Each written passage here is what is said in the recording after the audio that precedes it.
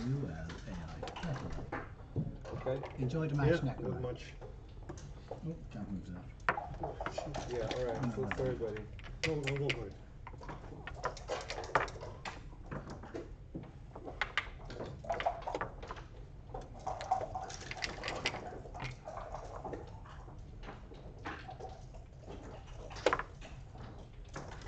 Good start with the bubble. Well, 6-1 isn't bad either.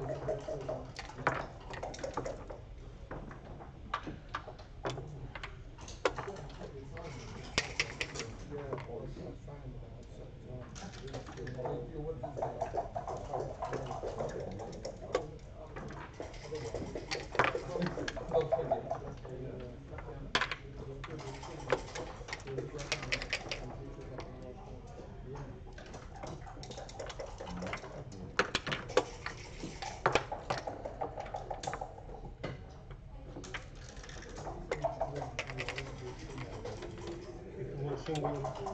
Yeah, single's fine. Yeah. Don't think I gambled it. Maybe you can try.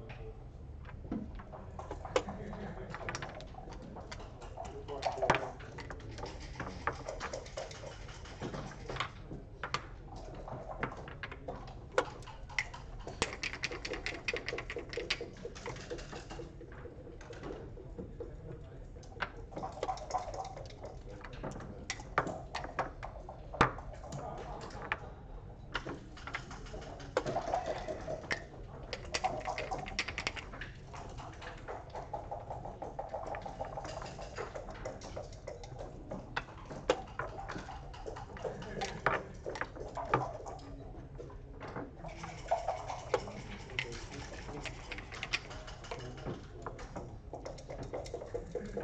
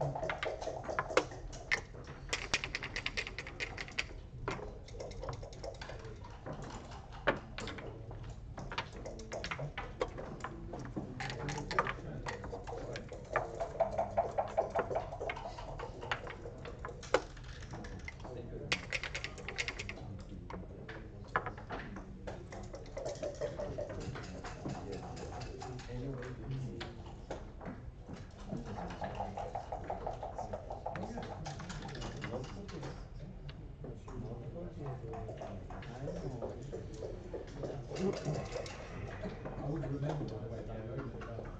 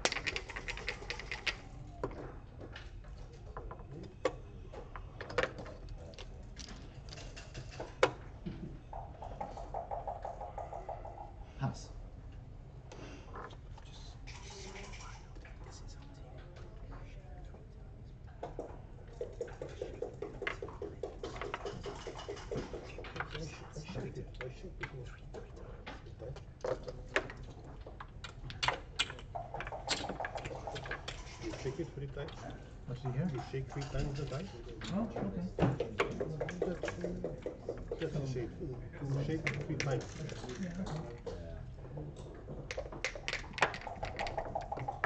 a good match, don't you?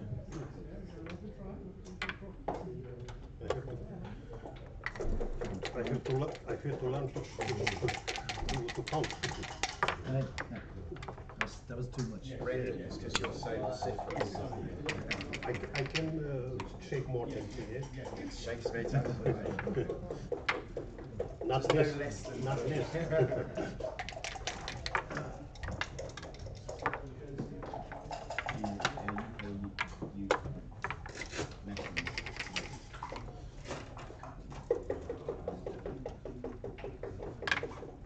Here, there's no choice in and make the 11 point. There's no reason to do anything else. And now we have no reason not to make the 4 point and probably the 11 point. 11 points, so you know, at the point you want your 5 point next. If you can't have your 5 point, then make the point 6 away, which is the 11 point. Black's checkers are extremely well distributed here. White's checkers a little less so. Ken, 1 second. We had a little glitch in the audio. So can you again please introduce yourself and stuff? And then... If I remember who I am, yeah, my name's Kent Goulding. I'm from the United States. 50 years ago, I was a backgammon boy wonder. Now I'm in the memorabilia category, but I'm here and willing to speak. So I will share what limited wisdom I have with the people watching. And you are together with who? Good. I'm a big fan of listening. It's great. It's great. Okay. Carry on. Thank you. We turned our great shot. That at least keeps him in the game. Oh, he's already been doubled. Okay, so now the trick is, well, this is easy. Black comes home, and White plays a 2 point game. White now fills in his 5, 4, 3, and 2 points as much in order as he can. He doesn't care about filling in his 7 point. That's a non-entity. Black, meanwhile, wants to build his 3 point. As long as the Black 3 point is empty, White has the equivalent of a phantom 2-3 back game. The hole on the 3 point, oh, don't do that unless you think you're winning the race. My goodness. Maybe the race is somewhat close, but in terms of contact, the contact is oh, look at that, straight at it. This is I think White got a little bit ahead of himself moving up to the 22 point there, holding on to the 2 point and trying to play sort of the phantom 2-3 back game. I think was a much more viable game plan. Here he's got, you know, maybe a 18% chance of winning a 3 point game. He's not likely to get gammoned. I don't think he's in the race. I mean, those double 5s doesn't quite do it. There's a lot of chances to get a shot. I mean, basically, Black has to clear his 9 point, then his 7 point, then his 6 point, then his 5 point, then his 4 point, assuming White's still there. And all that adds up to, you know, pretty close to a take, as long as he's got a board left to win if he catches a checker. Okay, 5-1. Well, these guys play fast. There's lots I could talk about if I had more time to say it. Sometimes you should look at pre-clearing an interior point, like possibly clearing the 7 point as opposed to pushing the extra checkers deep. I'm not sure this is one of those times.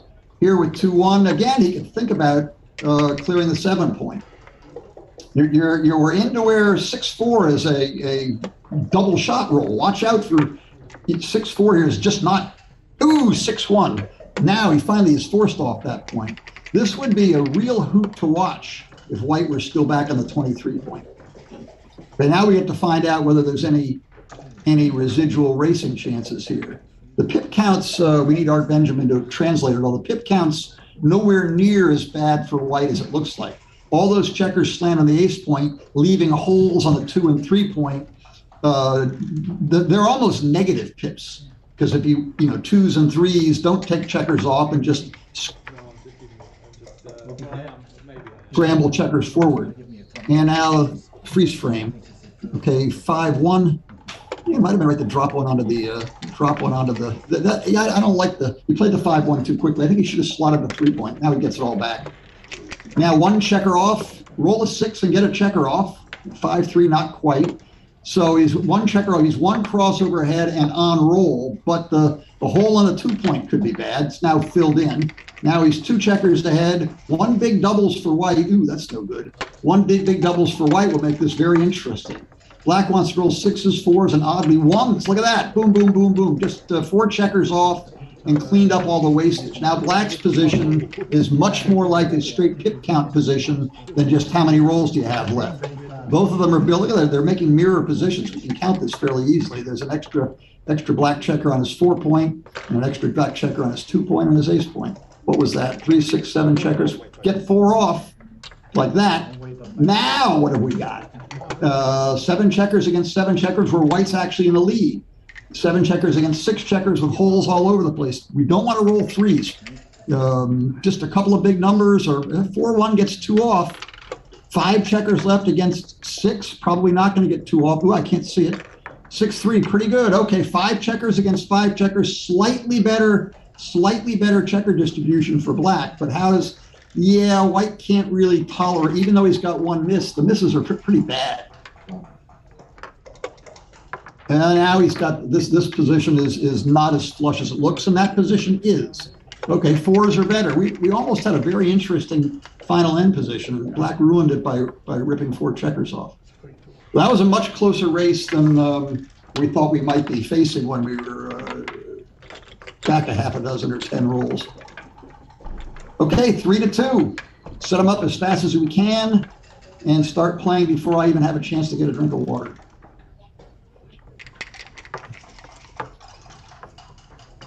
Put the cue back in the center, guys. Well, boy, I was a director for a couple of decades among my other pastimes, and being called to a table partway through a game with the cubes on the wrong side of the board is a very dangerous position to be in. I dread being called over because at least back in the day, this cube is now on white side of the board.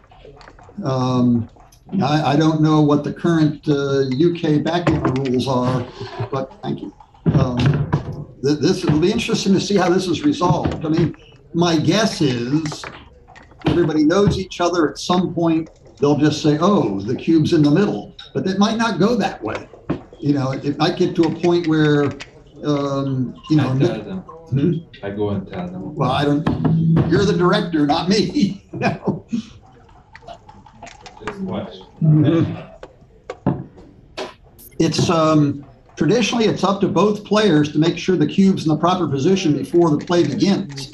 And if you don't do that, there is a significant danger that the cube ends up in the wrong place. And it may be that modern rules have brought it up to speed, or the fact that so many matches are streamed and recorded means we can fix where the cube is. Years ago, this would not have been as easy to resolve as it appears to have been here. In any event, we're back where we're supposed to be. Very strong word of advice.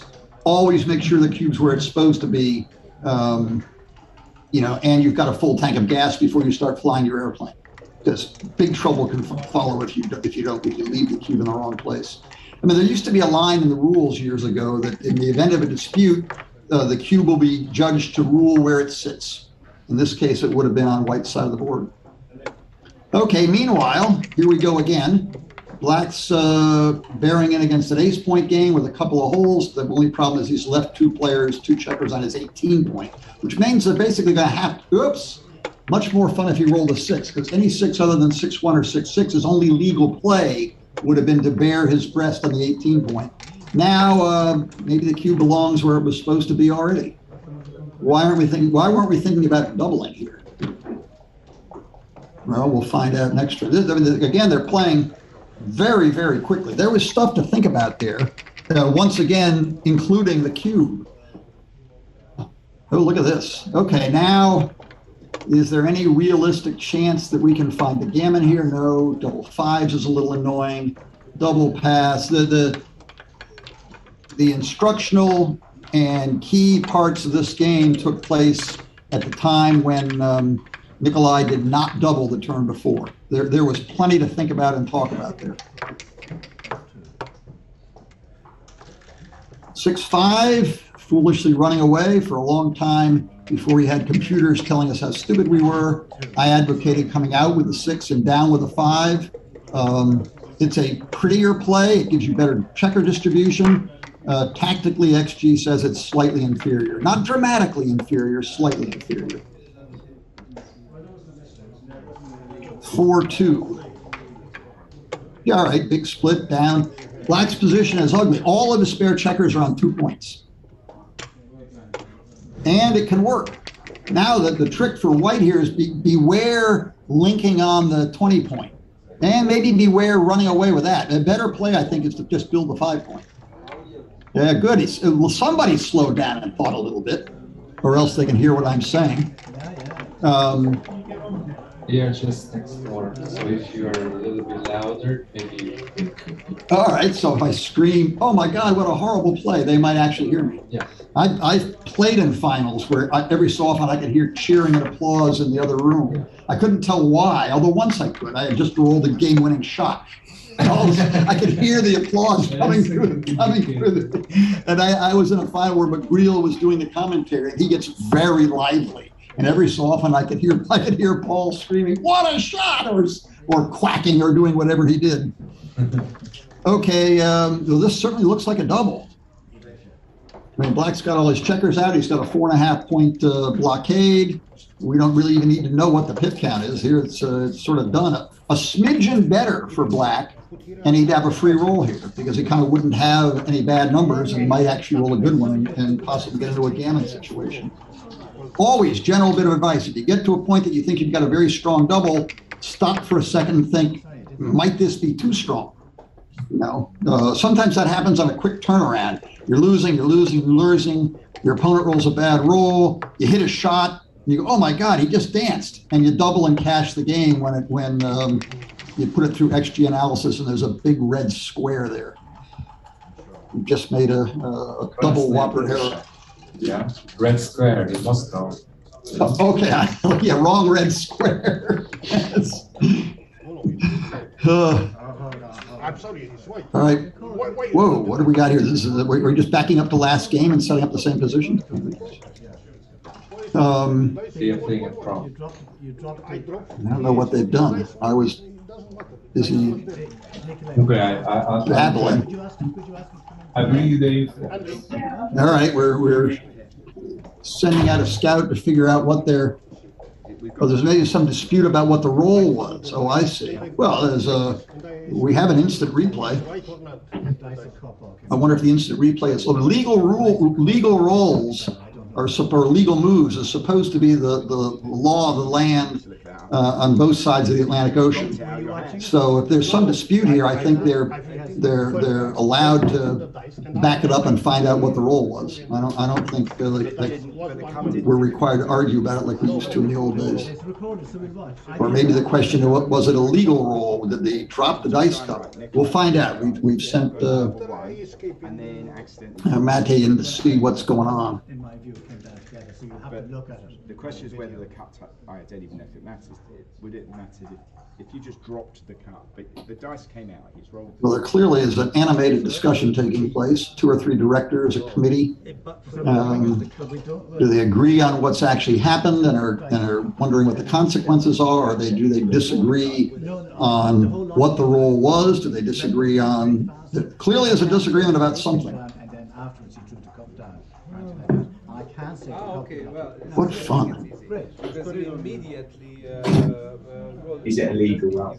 Is it a legal roll? He dropped the cup, did he? I missed it. No, we've all missed it. So, okay, because no one's quite sure. It sounds like he rolled the dice, dropped the cup just after rolling. It's whether we don't even know if the cup hit the dice. Oh, okay, here. Our technical crew is apparently bringing us an instant replay if we can see In it. fairness, it's not contentious, they just don't know. Yeah. Okay, so there's an instant replay which we need to put the cowl over our head and get the magnifying glass to see what's on the phone or camera or whatever that device is, scorekeeping device. Okay, here we go. The replay, which I cannot see. he's going to roll. As the question is, did he drop the cup? And if he did drop the cup, what's that mean about the roll?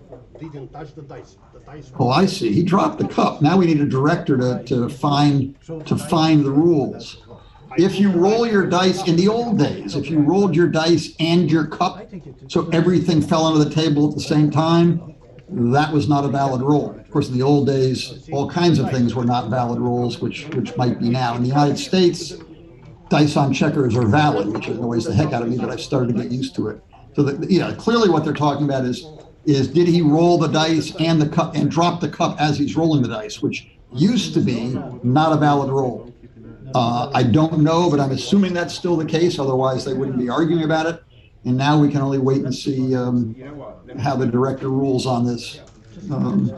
It looked like on the replay, which I think we may get to watch again, that he rolled the dice and dropped the cup simultaneously. That can be tricky. You don't want to have a dispute where a guy rolls the dice, sees what it is, and then throws his cup on top of it to try to nullify it. That gets into places where you earn your money as a tournament director. And you should always wear a bulletproof vest. And we can sort of see, whoops, they've taken it away. Looks like they've adjudicated it one way or another. I guess the roll was deemed good and the play stands. The rules tells if the dice is there, it's right. You understand? That is, other rules isn't. Neculai, let's listen. What exactly the players are saying to each other, I'm not sure I want to speculate about. Very important to have hand gestures. See, on the right side of our screen, we can see, okay, they reached across not to hit each other, but to shake hands. I'm glad to see that. He's practicing the roll and drop. It's, now, here we go again. We've got the master here. Let's show them. Let's show them. First, he is corrected for not shaking the dice enough, then he's corrected for shaking the cup too much. As I understood. Well, look at the video. I'm ready to get on with it. I dropped the dice for I think the cup and the things are right at the same time. What do we think of this position? This position, if in fact it will be shortly White's turn to roll, White very much wants to hit a blot somewhere. He's got sixes and sevens, and the odd eight. What is the odd eight? 3-5. 2 6 already covered. Do you want to discuss it outside? 6-1 is nice. It's everything. And what else can he do? If he can hit a blot, he's going to among the ones on Black's 8 and 9 point. He's going to want to do that. That just send the checkers back and rip apart the building. Strong blockade there. Even 3-4 works. Lots of hit numbers here. Okay, let's get on with it. I've seen enough. More hand gestures. This is glasses back on. That's a good sign. Sets the clock. Lord knows if the clock was running or not. Let's not get into that. And here we go. Back in action. Shooting it. Oh, there was no, the white checkers were in a different place. Okay, was it all about was the cup dropped or not, and therefore was it a legitimate roll, or how soon was the cup dropped? And yeah, okay, so whatever they sorted out that it was a legitimate roll. Okay, and no shots were fired, and we're back underway. Well, that's a good roll. That's a very good roll. Now it's Black who's got issues. Of course, if you can simply roll a 5 and cover his 8 point. No, I think his issue was again that Neculai picked up the dice before he pushed the clock. Oh, that could be. So it actually wasn't so much about the roll as the dice. No, now this one. Oh, this one, a new one. Yeah, this one. And so basically what Kent, your problem was that they are just playing too fast, even for themselves. Right. Faster than their own pace. Right. They should slow down a little bit, and then all will be good. Oh, for sure. Slowing down would be a very good thing. It was what do we got here? 6-5. Looks like Well, that's the 5, pretty much forced. It seems like the 6 is the only logical choice. At the end of the last match, before the microphone got cut off, that seems like a good play. This is a tough position.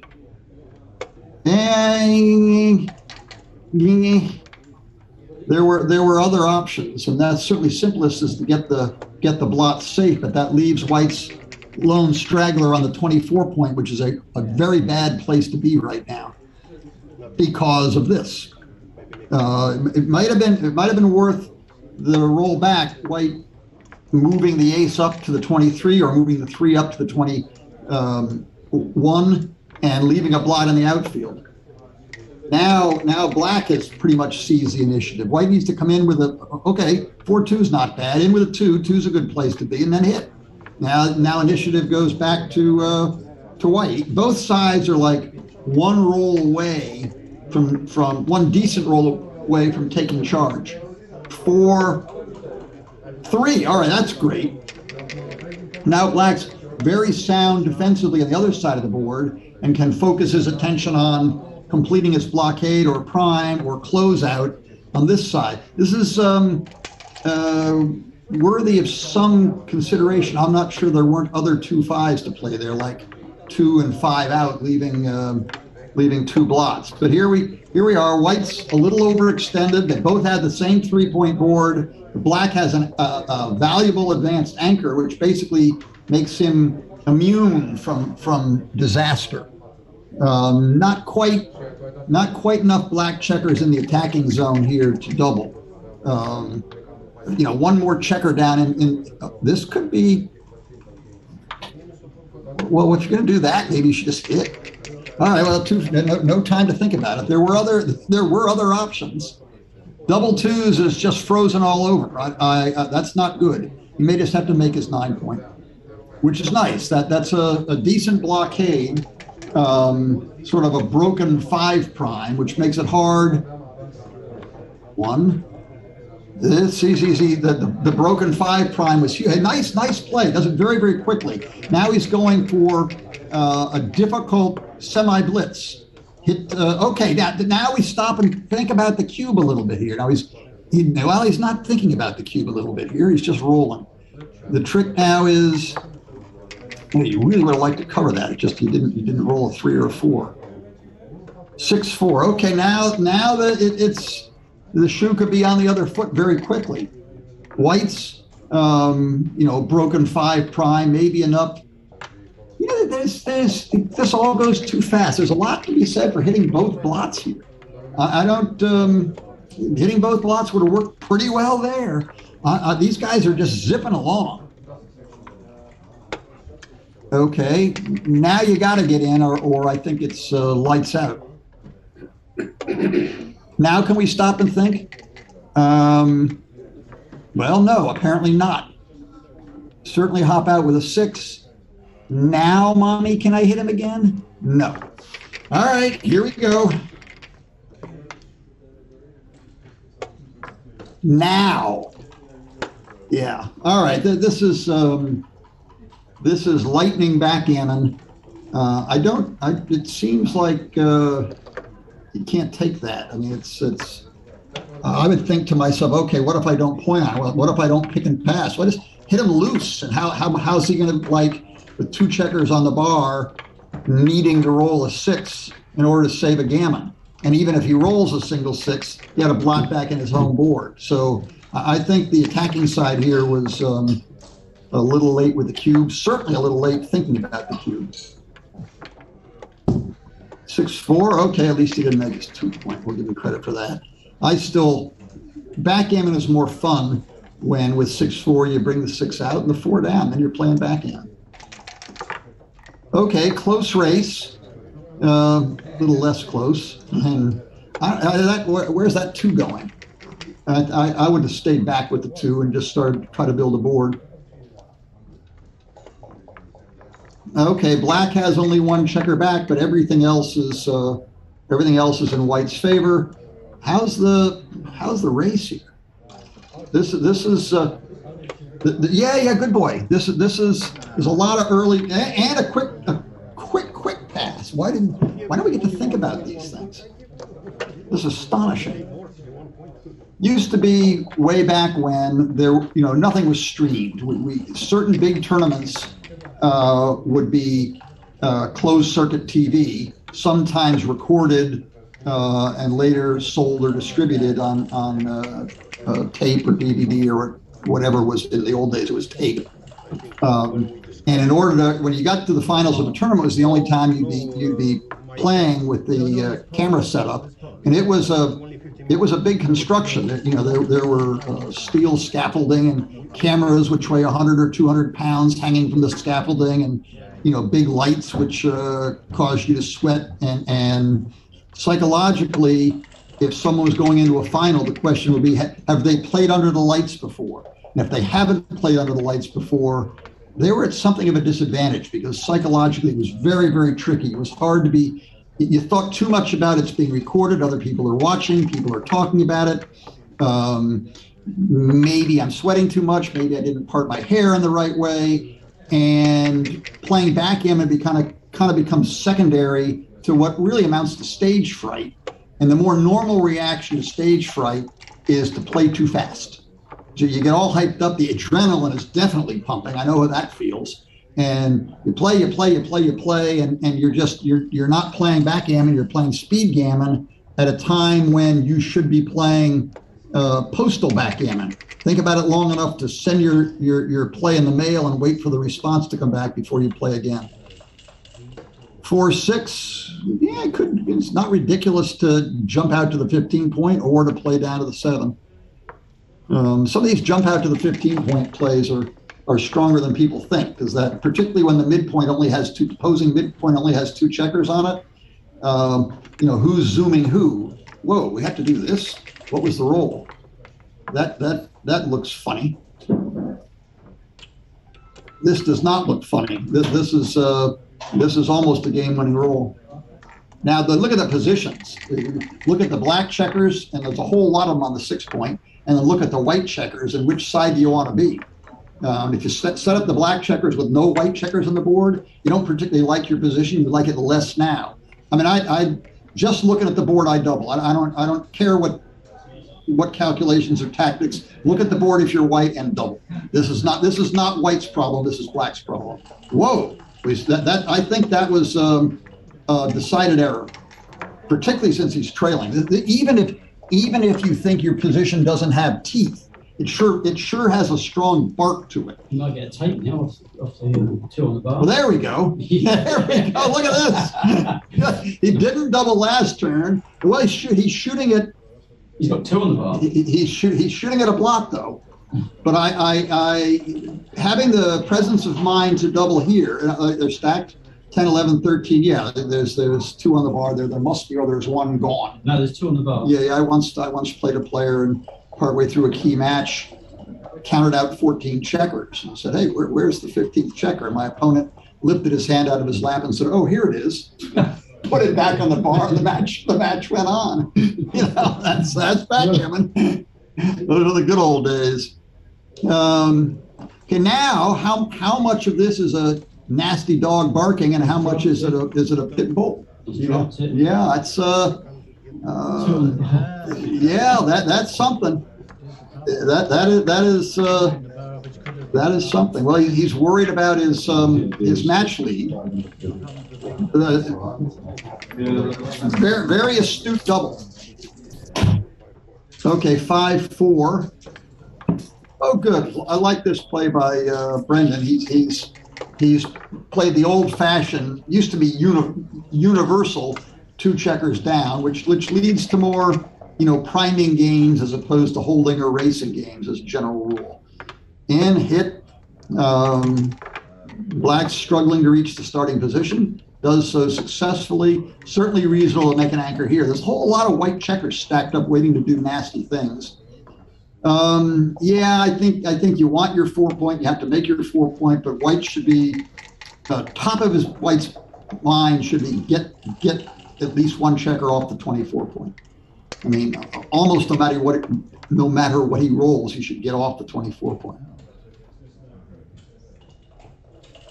here, the 10 points useless, making the 7 point is silly. So I think 2 off, and then make your 5 point. Don't worry about it. You'd rather make your 5 point with at least one of the checkers from your, or you may try to be super clever. I think this is a little bit too clever by half. But you see what he's doing. He wants to keep the 8 point and use one of the spare checkers on his 6 point to make his 5. So he holds back. Now roll an ace and that'll. Yes, look at that, double aces. 1. Now what? Now we can hit. We can shift. If we shift, he's gonna play 21 to 20. Now I don't know about that. You take aim at the put a bead on that other blot in the outfield. You're not saying much, so.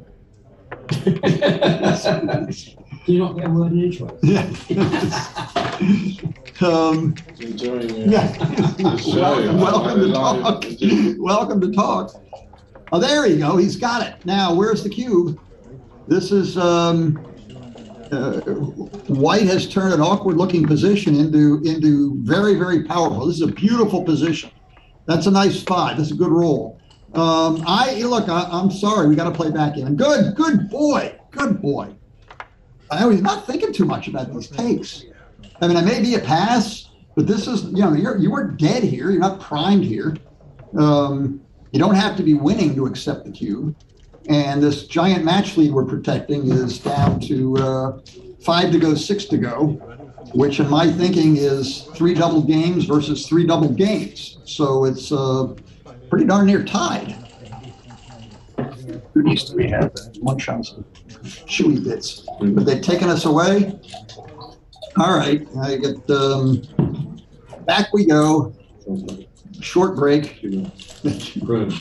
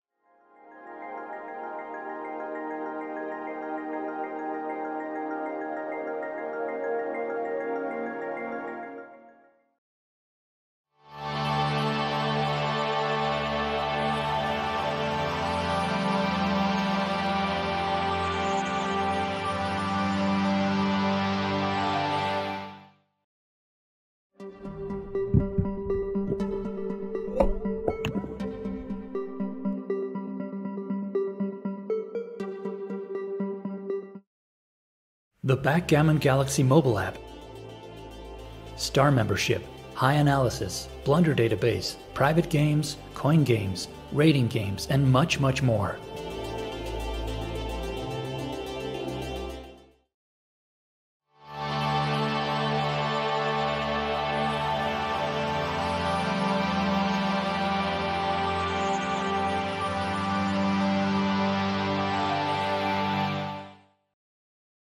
Improve your backgammon skills by reading the best books on the market, available on Amazon. Links in the description below.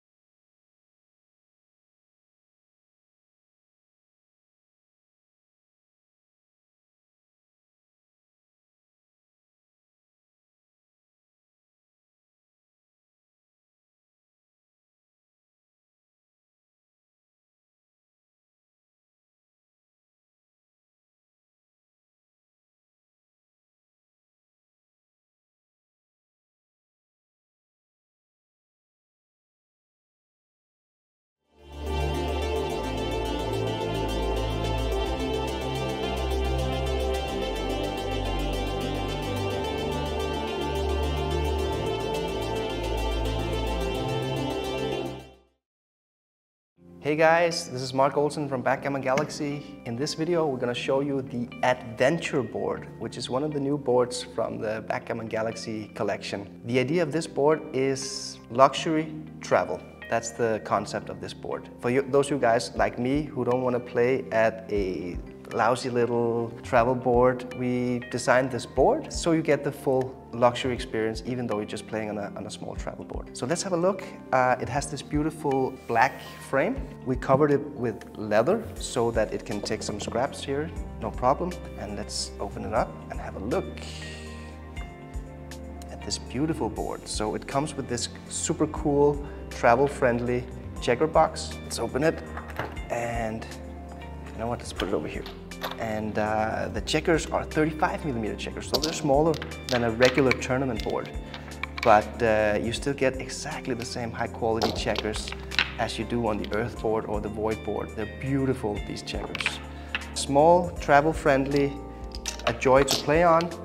I personally don't like playing backgammon on all these cheap little travel boards, so this board is just perfect, you know, if you're going to the beach club or to a cafe, or you just want to hang out with your wife or girlfriend, have a quick game.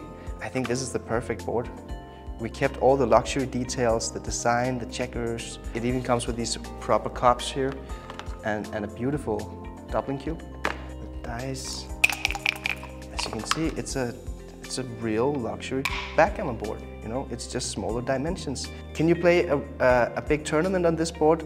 You could, but it's a little bit small. But you could because of the high quality. But that's not what this board was meant for. We maximized portability and luxury. And yeah, we're very proud of this board. Let me show you how small this board actually is. Here we have a comparison. This is the Void board in the background, and this is the Adventure board in the front ground here. As you can see, this is so much smaller. You can have it in your backpack or your beach bag. So easy to carry around. You can just grab it. Okay, the comeback. We are in the middle.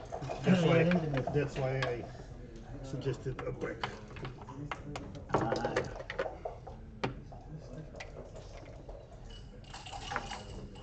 We cannot start without the master. Yeah, but I'm here now, so it's alright. Are we good to go? Yeah.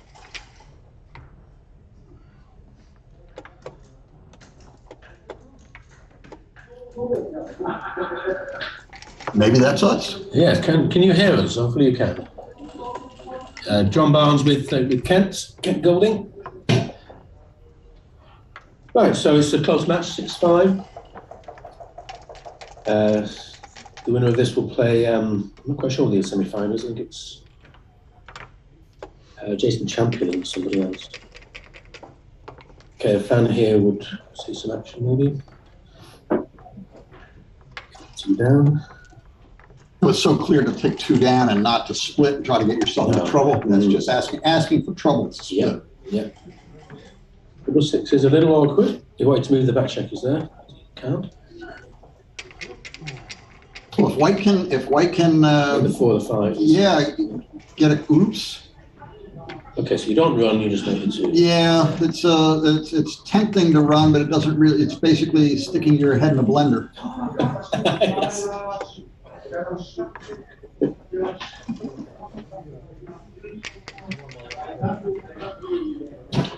5-5. He'll take it. Now, what's real? I guess both sides are running ahead of the game. Yeah, I mean, you sort of want, if either side could back some checkers up, they'd be happy. Yes. they'd be happier. So, I mean, at a glance, it looks like take Black's third checker off of his 2-point and put it back, say, on his 8, 9, or 10 point. Shall I? I can go and do it. No, yeah, he has the power, Matty. Matty has the power. Okay, 4-1. So you're not going to split. Do you slot? Because Black's fours are all pretty good anyway. No, not really. I'd hate putting a man on the man on the 6 though. This certainly looks prettier. Yeah, I mean, if you get away with this, which he did not. That's a good roll. That's a good roll, 4-3. Now the shoe is, well, okay, now, stop a second. Yeah, I'm too good. You've got a casher here, right? That's a casher. No question about it. So the question now is, as we were saying, I was saying before the break, sometimes it happens, your opponent rolls a bad number, you roll a great number, and all of a sudden you've gone from arguably losing to winning, and you grab the cube and cash. And this may be an example of what can really go wrong. You take a roll, close one of your points, and play on for a gammon. My guess is, if this even if XG said it was too good, I think it wouldn't be much. A good double. Yeah, well, I've seen people take worse here. If there's any chance of your opponent taking, then certainly no. Yeah. But if it's one that you're certain you're cashing, you see your opponent reaching for his pencil to score it or whatever, then maybe you should take a roll. Yeah. A long time ago, and we've educated ourselves a lot more, my dearly deceased good buddy Paul McGreal claimed one of the biggest errors experts made. This is back before we really understood max strategy. Not that we understand max strategy today, but we certainly didn't 40 years ago. Paul would say one of the biggest, and Paul understood, one of the biggest errors experts make is not playing on for gammons. They cash game after game when they should be playing for a gammon, even if the gammon is not that likely. If it's a relatively free shot, a lot of experts just take the sure point and move on. In the hand, which is often worth much less than two in the market. Yes. Pretty even position here. Yeah, we got sort of the same thing all over again. Both sides trying to build their little primes. He's forced into doing something with 6-5 because his back check was frozen. Now an ace or a 2-5 or a 4-3 are kind of, we'll take that though. Yeah, that's not bad. 3 down. I don't think you make the 3. You just bring 3 down. Oh, for sure. 3 down. It also gets all 15 checkers into play. Yeah. I don't think that. Where do you want that black checker? Well, maybe on the bar is best, but arguably where you want that black checker is on the 24 point, where he was. Yeah. So I think that was pretty. Yeah, it was, and he'd still be on the 24 point. Yes. I think that was played too quickly. Maybe he looked at it and assessed the relative merits, but I would have. I would have time on the clock. He's got more time than he could wish for. You do play very quick, especially you get a bit tired. People tend to start rushing. Well, we're just zipping along here. Look at this pick and pass and leave all these blocks. Was that necessarily the right play? I thought the person with the most blocks wins. That's what. Well, we get away with that. Back in the day, yeah. Back in the day, the person with the most blots knew how to play with them, and the opponents didn't. Okay, what's going on here? Okay, can you talk yourself into taking this? No, I don't think so. Even with a dilly builder, checker, I think it's also gets a pass. Okay, 8-5. Okay, what do you clever experts know about 8-5?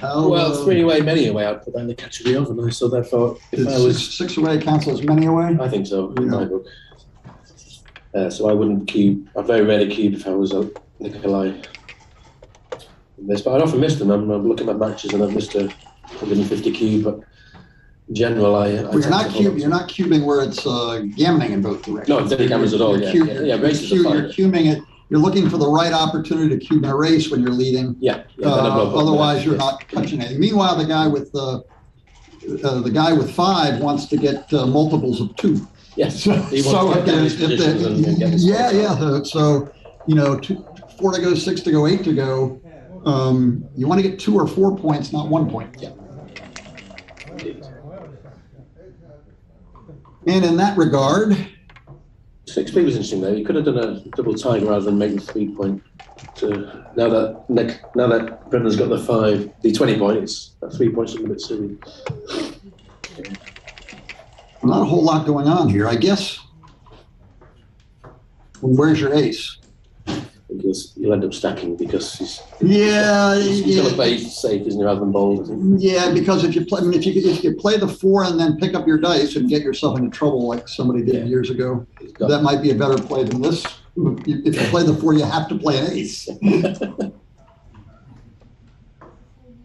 an article about that decades ago, and inside backgammon, which Bill Roberti and I published for a bunch of years. I did an article on the underhanded chouette, and in the underhanded chouette, you know, if you were quick about it, you could play one of your dice and then play one half your roll and then pick up a dice. And there was a big dispute in Istanbul shortly after that article came out because a player playing the big money round played only half his roll and picked up his dice, and that enough time may have gone by that if I talk about that, someone won't threaten to kill me. But we had quite a dispute. Because the guy doing the playing blamed it on me. So Kent made me do it. I read about it in Inside. Yes, exactly. All right, well, White's got a very pretty position here, but he's stuck back on the 20 point. Who can count races? I'm not sure what the count matters. Black has to untangle some of this mess, whether he's ahead or not. Yeah, it's a pretty ugly position. How do we get 4 checkers on the 3 and 2 on the 6 and 4 on the 8? Look at this field goal setup or whatever goalpost setup. Really, really weird. Yeah, he's getting a nice border slot, yeah. It's going to be a shot coming, I'm sure. Yeah, well, White's going about his business, building his board as quickly as he can. Oh, good. It's important to get more checkers onto the 3 point. If you're going to have 4, you might as well have 5. By the way, I mean, it would not have been insane to pull the 6 down, leave a 2 shot, and slot the 4 point. Yeah. I mean, it went way too fast. There were 2 white blots there. It would certainly be worth looking at. Indeed. Bringing this position home. And now Victor has got this stuck on 3s, isn't he?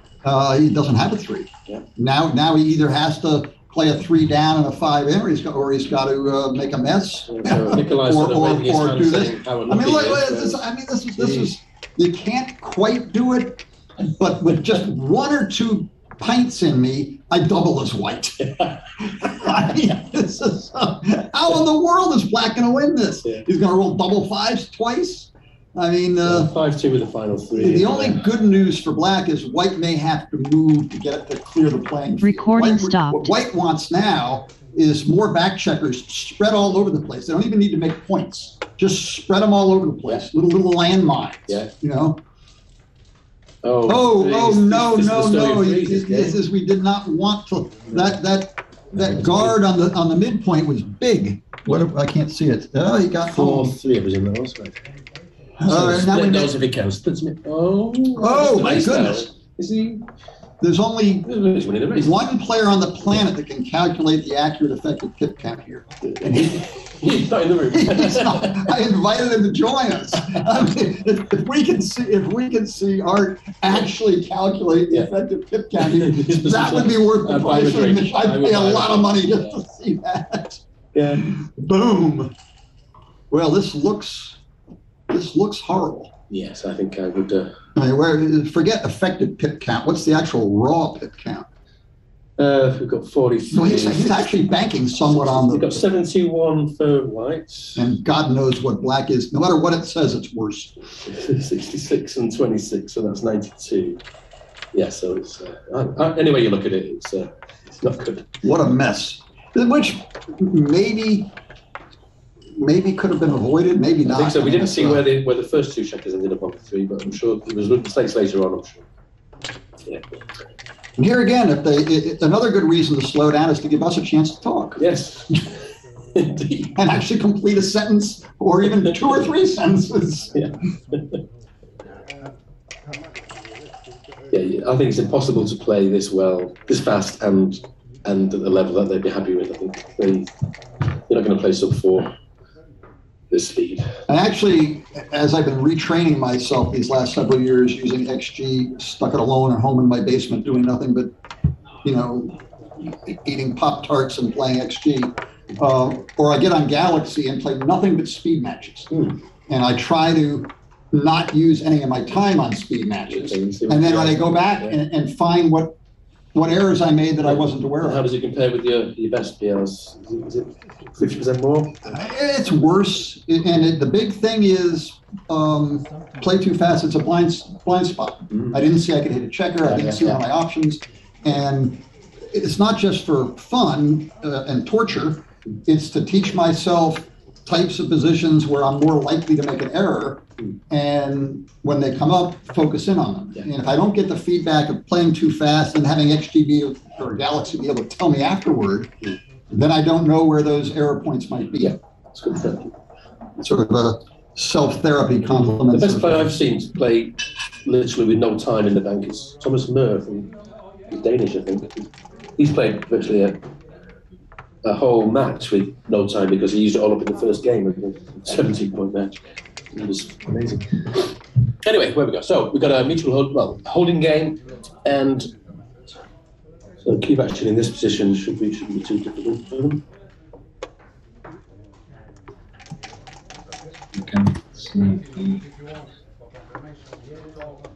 Okay, we can see everything. Yeah, we can see the beautiful players. Okay. Oh, I see. Okay. So if you head, then you do this. Good Lord, we'll put our pictures on there. Can I wear a mask? Are masks required? Okay, you're not that ugly. Well, somebody count this up. Neculai moved off the 20 points so quickly. He must know he must be doing a running count or something, but I don't think he does that. Now this looks well. Now somebody's going to stop and please stop. When he puts the checker up there, he's now I'm going to stop and think. Finally, and we can see what's happening. Well, what's happening? Comparing two black checkers in the 16, move them to the 13. There's 4 against 4, so you're 6 down there. Two white checkers on the. Oops, I guess he's done it. Yeah. Well, I think even if it was very close, he probably still made that play. I think it was 2 or 3 pips, and it's now not, and it's now definitely not. So now black should be counting. I guess he's got the running count. Oh, gee. That's the end of that. Okay. I don't. It's not inconceivable that even double 6s back the other way doesn't save the game. Okay, that was a legal play. My guess is that's the end of that. Yep. And somebody either thinks they knew what was happening or knew what was happening.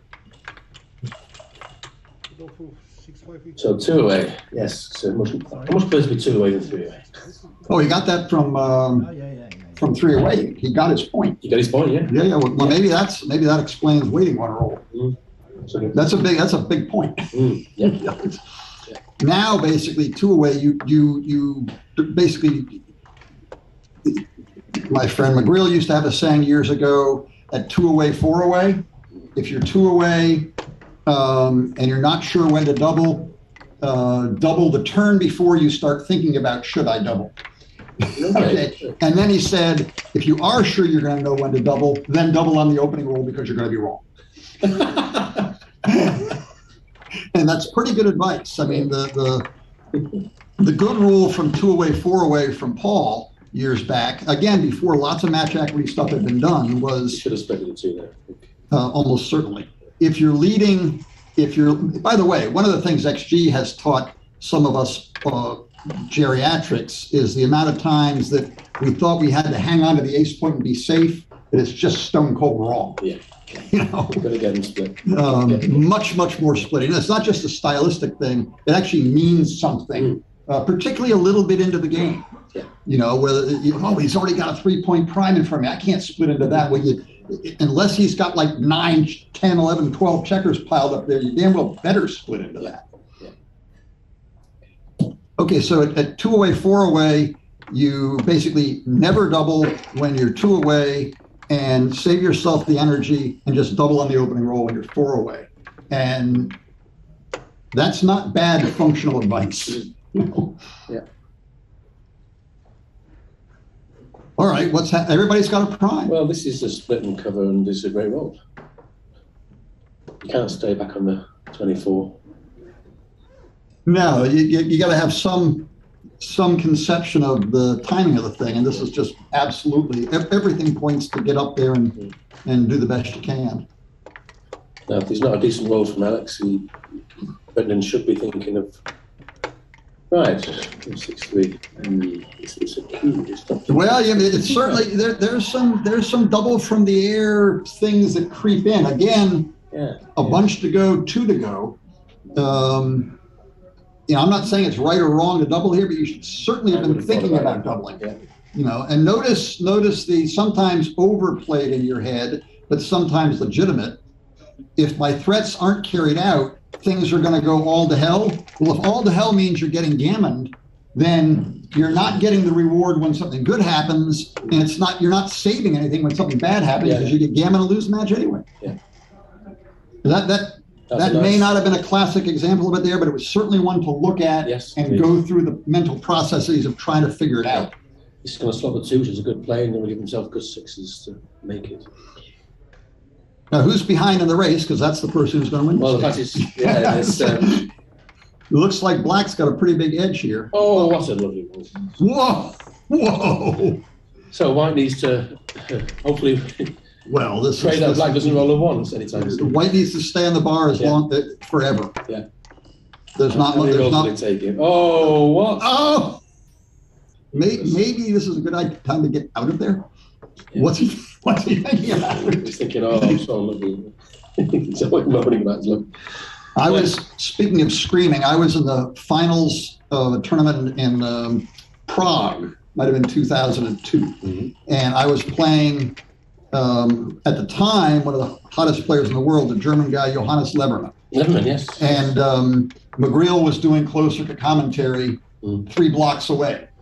And I doubled in a situation like this where there was I had 1 checker back and he had 2 in the bar like this, and I needed a 1-6. You had how many I doubled. I had enough. A few rolls to get it. I had a few rolls to get it. Yeah. I doubled. Johannes snapped it up. I rolled 1-6, and I could hear the screaming. I could hear the screaming coming from the closed circuit TV room. All right, that was actually a best 2 out of 3 9-point match final or something, and that won me the first 9-point match. Yeah. All right. Meanwhile, this is not so great for Black. By the way, there's going to be he'll get a shot something like 90% of the time, at least, and often more than 1 shot. And this is a little hokey. It is. The danger here is White comes in too soon and gets a little. I don't know about the crunchy thing. I might break the other point. I don't know. I think okay, yeah, 4 in a row is more than you may think.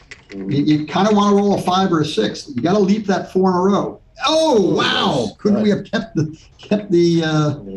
Yeah, nice play. He tried to play a 6. Couldn't we have kept the 6.1 roll more? Okay, what's that? 1, 2, 3. Yeah, you don't think you made it 2 because you might get off the cannon. So you just got to run around and hope to get. You might get off the cannon. All right, now any 5, 4, 6, 4. Oh, it's a nice one. That's a good one. 5, 4, 6, 4, and the sneaky 4, 3. Yes.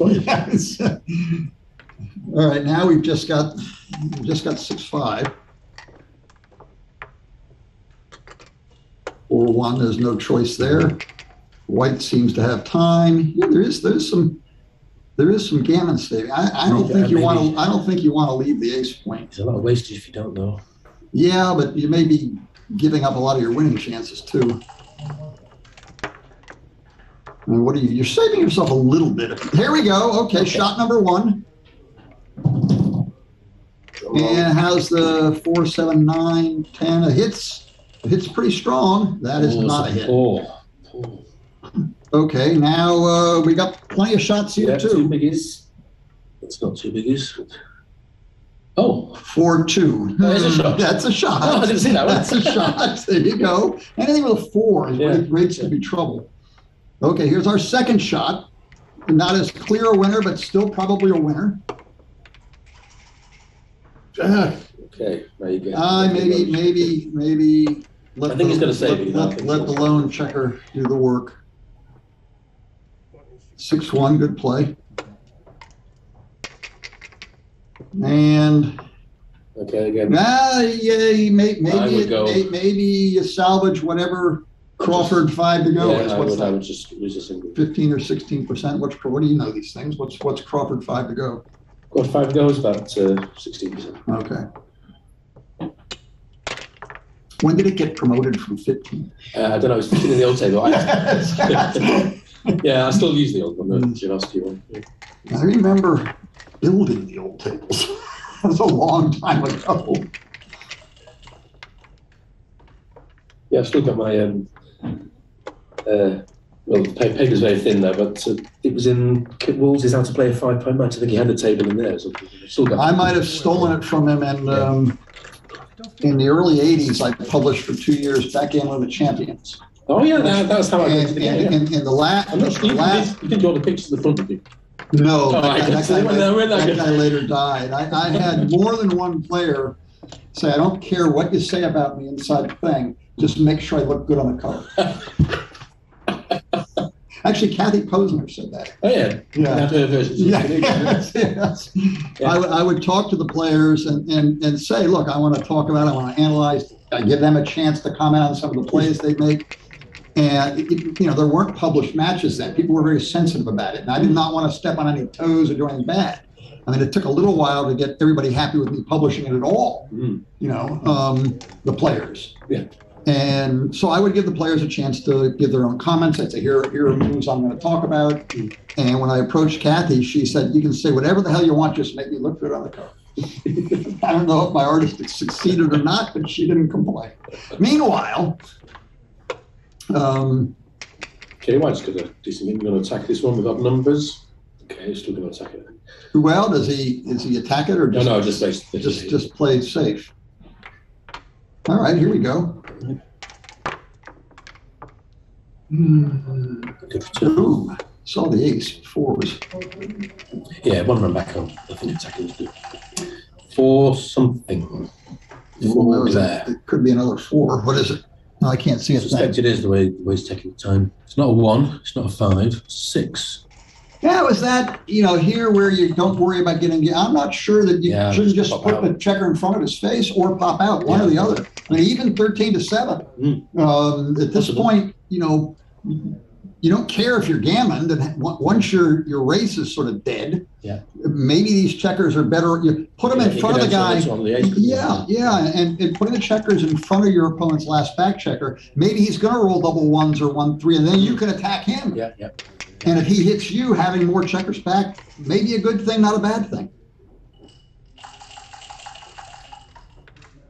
All right. Well, so now we're trying to build our points. The problem here. That's a nice. You don't really want that point, 6 away, but you got to play safe, and it is a landing spot for now.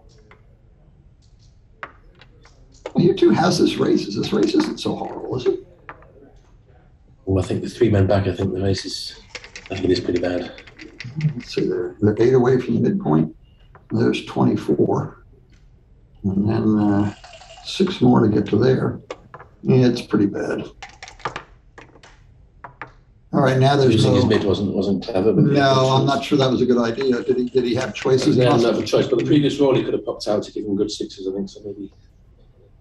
By the way, here popping out almost no matter what is not even clear as you keep going. Pop and stop is also reasonable, but popping out to here is not bad at all. And then next turn, you may not want to pick it up. Also, they're probably playing too fast. Yeah, that's been going on throughout. Semi-final at the end of the street. All right.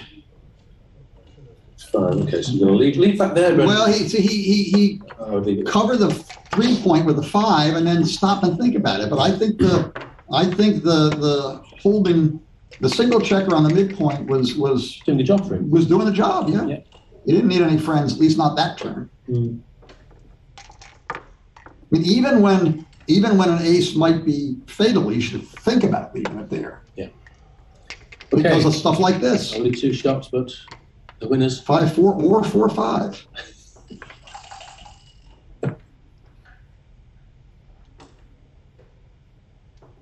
What he nothing much to do here now.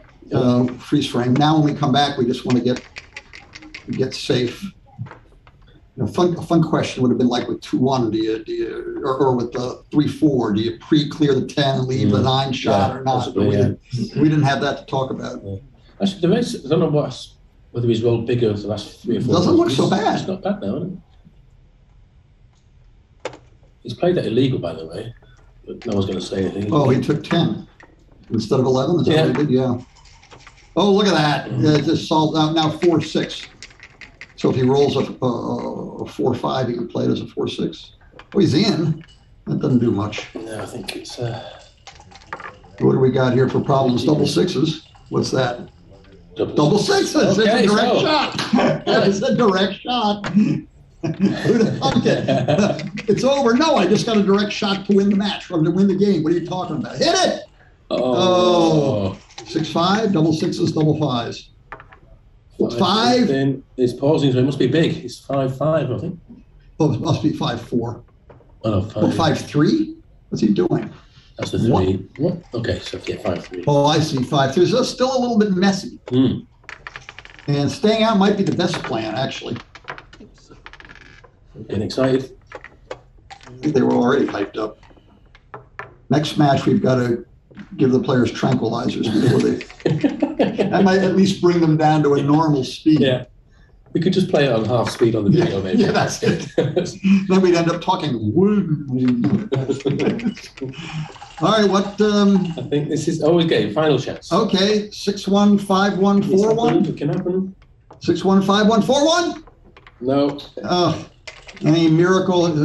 One checker off? Yeah, get a couple of double sixes in here.